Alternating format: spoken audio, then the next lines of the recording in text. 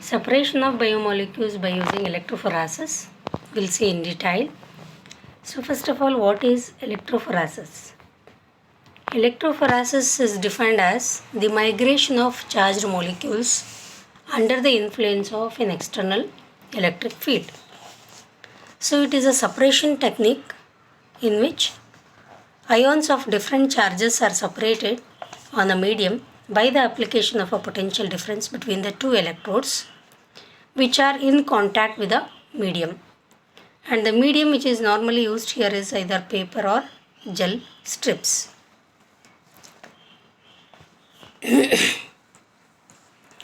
There are two main techniques in the electrophoresis. One is low voltage electrophoresis and high voltage electrophoresis. So in the low voltage electrophoresis, it is having a compartments to hold the buffer and the electrodes, and a suitable carrier for the support medium is being used, and this whole setup is being placed in an evacuated enclosure, and there will be external cooling.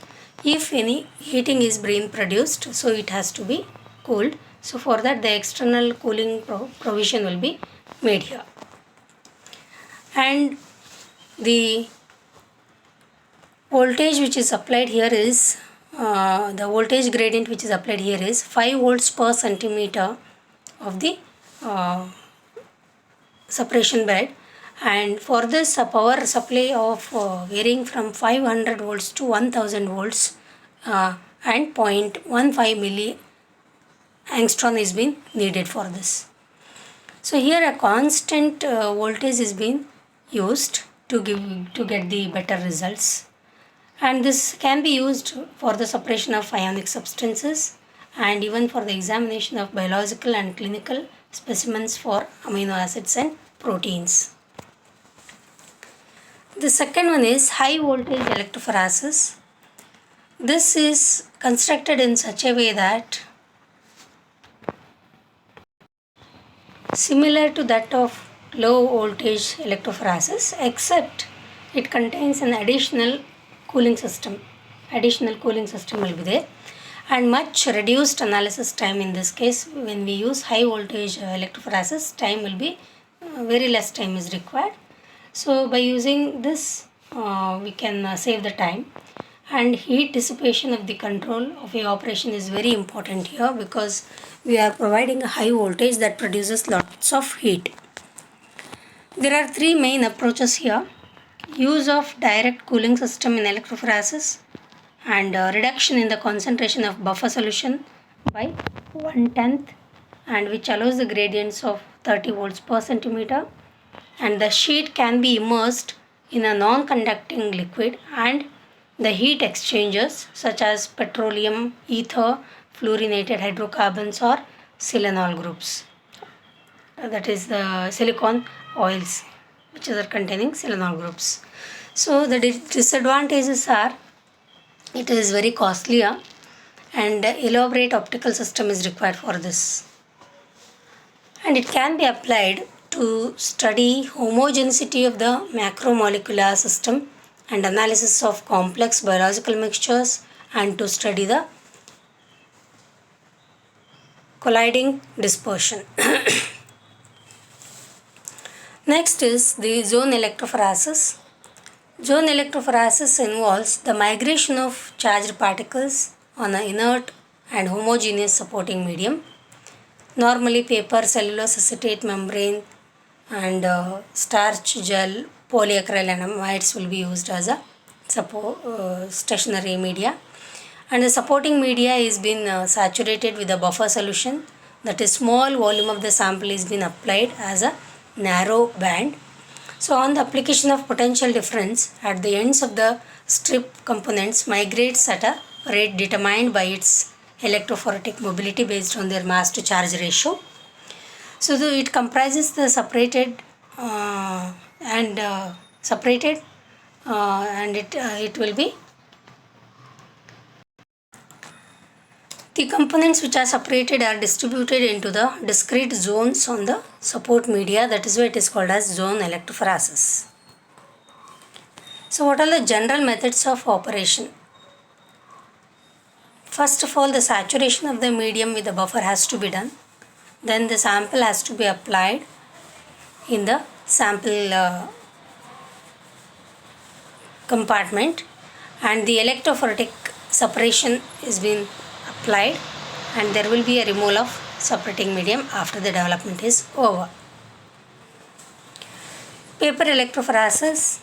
Commonly used papers here are Whatman 1, 2, 3 grade papers, and monthlets of 20 to 50 scrolls will be used.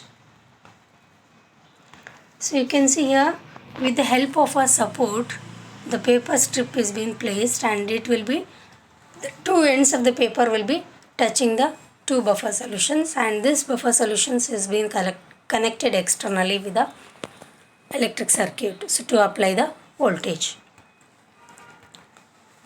Horizontal paper electrophoresis. Here in this case, the paper will be placed horizontally, and at one particular, that is towards one particular edge, the sample will be placed in.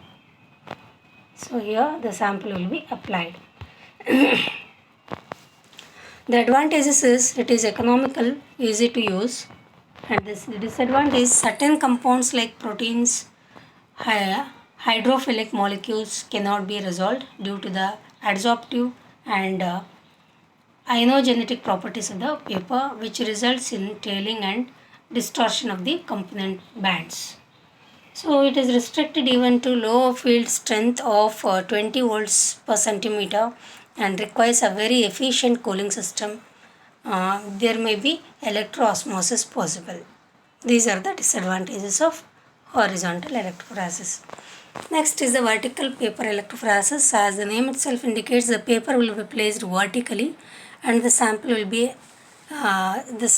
will be placed at the center of the paper, and then these two edges of the papers will be dipped into the two different buffer solutions, and when we apply the voltage, these are the two electrodes, when we apply the voltage between these two electrodes, the separation starts, because the charged molecules which are there will be moving towards the respective electrodes according to their mass to charge ratio. So when it starts moving according to their mass to charge ratio, the separation will be carried out. So this is called as vertical, because the paper which is being placed here vertically. Next is the continuous paper electrophoresis. In the continuous electrophoresis, the sample will be taken here, and this is the paper which is being hanged from upside down, and the sample will be placed with a reservoir system here. And these are the two electrodes which are being placed in solution. Here you can see at the trough at the back. So there the electrodes will be placed, and the paper will be dipped in at the back side. It will be folded and it will be dipped in, and each compartment the electrodes are placed. Anode and cathodes will be placed, and the sample will be placed from the reservoir here. And as we apply the voltage between these two electrodes, the sample, the unlit molecules from the sample starts moving towards their respective electrodes. If it is positively charged, it moves towards a negatively charged electrode. If it is negatively charged, it moves towards the positively charged electrode. And depending upon their mass to charge ratio, it starts traveling at different rates. Different unlit molecules will travel at different rates. So as a result of that, it will be reaching at different directions, different angle. So as a result of that, all the unlit molecules are separated into different fractions. These fractions we can collect it individually. So this is called as continuous paper electrophoresis. Why? Because we can add the sample continuously here with the help of reservoir, and the paper strip which is used here will be previously conditioned with a suitable buffer. Gel electrophoresis. This here we are using the supporting medium as a gel, and for the separation of charged molecules, and we will be applying the electric field. So the separation is brought about through a molecular sieving, just like a sieving technique. It happens because the gels are containing the pores, and through these pores, the smaller molecules, smaller molecular size substances will be moving faster. Larger molecular substances will be moving very slower. So the best resolution is possible in this case, particularly with the larger molecules. So all the smaller molecules will be saved off. So different types of gels which are possible here, that is agar and agarose gel, starch, Safedex, polyacrylamide gels, and so on. We'll see now agarose gel tips. So what are the agarose gel when we use, what are the tips? So that is the migration of DNA is being retarded and band distortion can occur when too much of the buffer covers the gel. So the slower migration results from a reduced voltage gradient across the gel. These are the tips when we are using agarose gel. And loading DNA in the smallest volume possible will result in a sharper bands. So the electrophoresing is a gel. Too hot can cause the DNA to denature in the gel. So it can also cause the agarose gel to deform. So we should not suppose to use too hot gel. Let's see how do we carry out this. So weigh out, suppose a gram of the agarose we are weighing, and we are mixing the agarose with 50 to 100 ml of buffer. Then heat to dissolve the agarose. So we can subject it for heating to dissolve the agarose by with continuously stirring. And after once it is being dissolved completely, then pour the gel into the tray. So load one DNA sample into each well on the gel. So the well will be created in order to place the sample there. It is just like one groove type. So in that the sample will be loaded. So load the DNA sample into each well on the gel. So connect the gel to a low voltage power supply, and the agarose gel electrophoresis will be looking like this. So you have made the bed by using a suitable gel of suitable concentration. Then you will be applying the sample, then you will be applying a low voltage. Compared to paper electrophoresis, this requires a low voltage. So after the samples are being loaded, slowly fill the gel box with a 1x buffer and make sure that the gel is completely covered. So alternatively, gels can be covered with a buffer first and then samples in the dye buffer and dye. The buffers are loaded into each well. Once again, so turn the switch on the power supply to off before connecting the electrophoretic chamber, and place the lid tightly on the chamber and plug the electrical leads into the recessed output jacks of the power supply. So plug the red lead into the red jack and the black lead into the black jack. Select the desired voltage on the power supply, and a voltage of 150 will permit the electrophoresis run to be completed in about an hour.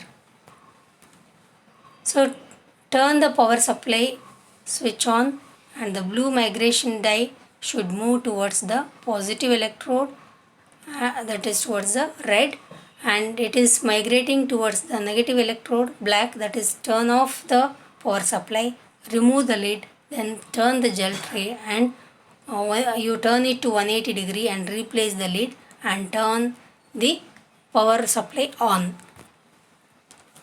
So after completion of the run, add a DNA staining material and visualize the DNA under UV light.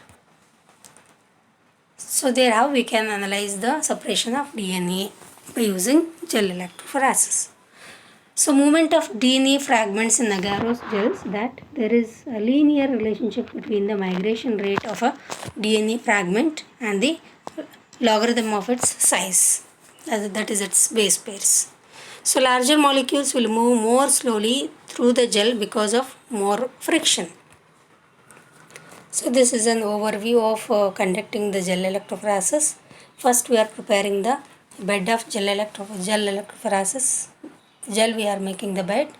Then we'll be placing the sample with the help of micropipette by preparing the known concentration, and known microliter of the sample will be placed in the well, and then it will be subjected for the separation. After the separation is over, and we can switch off the power supply and we can take out and we can subject it for the analysis for its separation.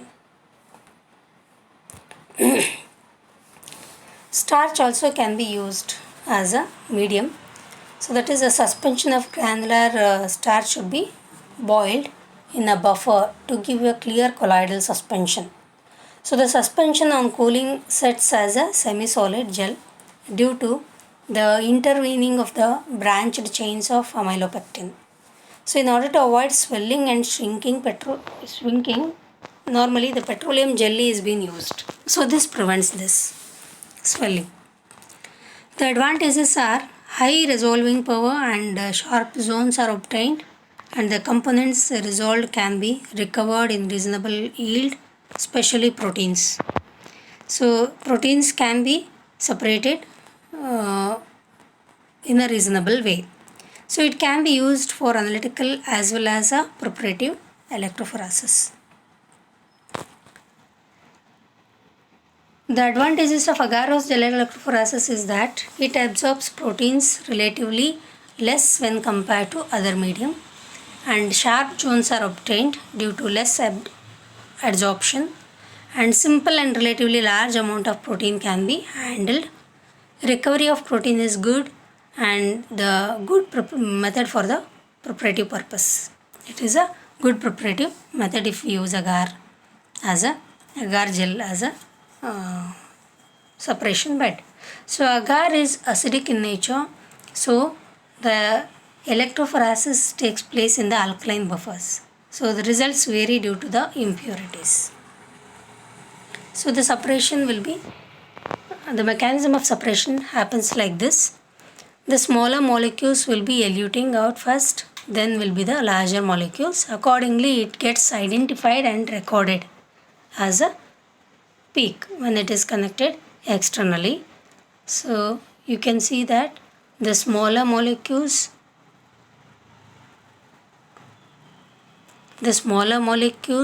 are moving first and followed by the larger ones accordingly. So as a result of that, you can see the signal which is being produced as a result of that. So you can identify the separated analyte molecules by using gel electrophoresis. So polyacrylamide gel electrophoresis is prepared by polymerizing acrylamide monomers in the presence of methylene bisacrylamide to cross-link the monomers. The advantage of this is that the gels are stable over wide range of pH and temperature.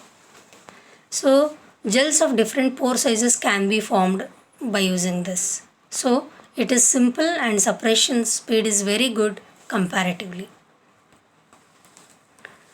We'll see next the different techniques, that is vertical gel electrophoresis. As we have studied in the paper, vertical paper electrophoresis, in the same way the gel will be placed in such a way that vertically it is being placed. So you can see here the tubes. So in these tubes the gels is being filled and the sample will be applied at the mid, and the electric potential difference will be applied across. So this is being connected, these two will be connected with one strip of paper to the one electrode, and here at the base there will be another electrode. This is the one more electrode, and here is the one electrode. So that from the top, a strip of paper which is dipped in the buffer will be attached to the container which is containing one electrode.